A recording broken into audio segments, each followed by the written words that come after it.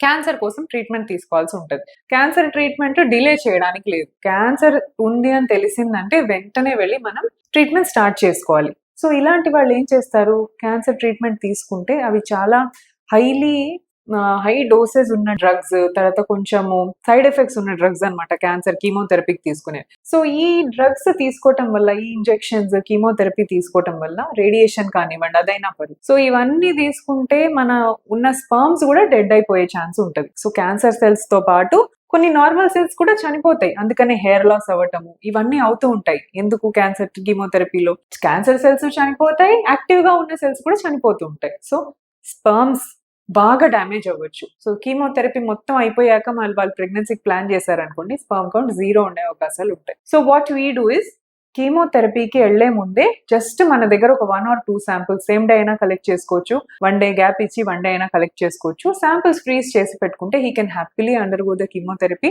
తన chemotherapy complete అయిపోయిన తర్వాత వాళ్ళు అప్పుడు వాళ్ళకి ప్రెగ్నెన్సీ మీద, లైఫ్ మీద once cancer is cured you have hope on your life. So, అలాంటి టైంలో మనం ప్రెగ్నెన్సీని వాళ్ళ ఫ్రీజ్ చేసుకున్న స్పెర్మ్ శాంపిల్‌కి యూజ్ చేయొచ్చు.